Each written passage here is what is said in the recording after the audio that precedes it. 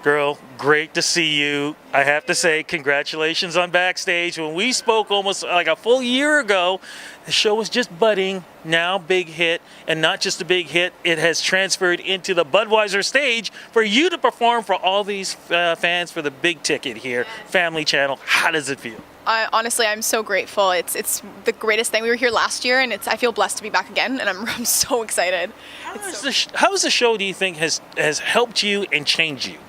Wow, I think a huge thing with the show was the community that came from it. I'm best friends with pretty much the entire cast, and having that support in my life, having people who are inspired by the same things, who all are passionate about art, really changed my life. Yeah. Because this is a constant thing, has it helped you musically? Has it helped you in writing music? Has it helped you in all the aspects of music? Has it helped you change it? Yes, actually, I'm always around people who are now professionals, who work with music professionally, producers, writers, and they inspire me constantly. And just working with them, hearing how they work, really goes into now how I write my songs, and it's always come up a lot. When we were doing Backstage, this, and I learned so much from them. So yeah.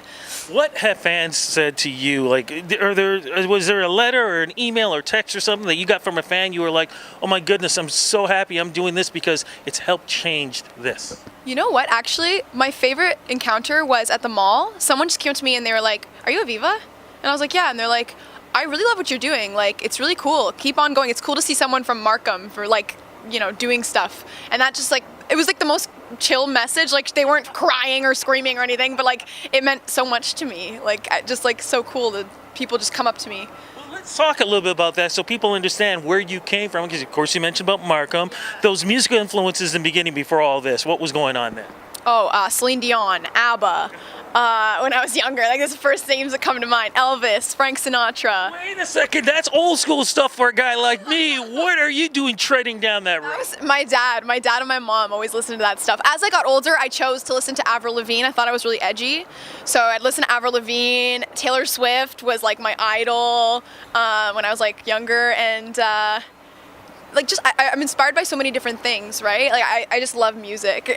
Those are the main ones. All right, so we got old school, we got new school, we got a show. So now musically, what is happening with you for singles, EPs, and hopefully album? Yes, I have my EP coming out next month in September.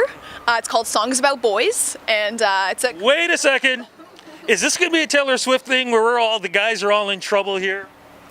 No, I think actually more it's kind of I'm in trouble. It's a story of me, me, as opposed to them. It's more about me than boys, but it's just a collection of songs about boys and about my experiences with them.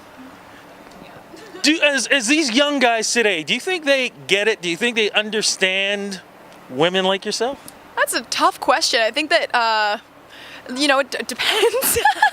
I think in my experience, I have a really great boyfriend, and we're really happy. But I've had some weird experiences as well. I think it's just depending on growing up, and boys are young. Okay. We're all young. Yeah, but you know what? For all the guys out there, I will apologize for them. Oh, no. They're great. Boys are really great. I think they get so much hate. They get so much slack, and they're like, "My men aren't great," but they are. Thank you for that. Single though, what single are we looking at to kick this all up? So my first single is going to be Wild.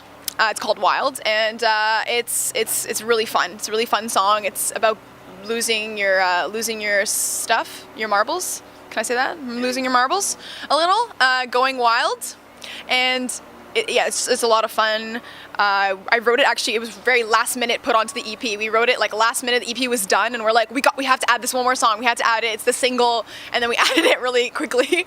So yeah. Absolutely love it. Before we go though, because I know you got to hit that stage, what advice can you give those fans, those young folks who want to follow their dreams? You've been able to do it with the show, your career. What advice can you give them?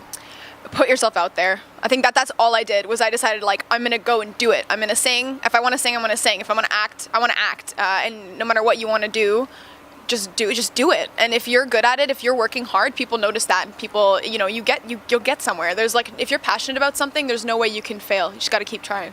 Got that right. And I also have to say too, best earrings I have seen in such a long time. It's always a party.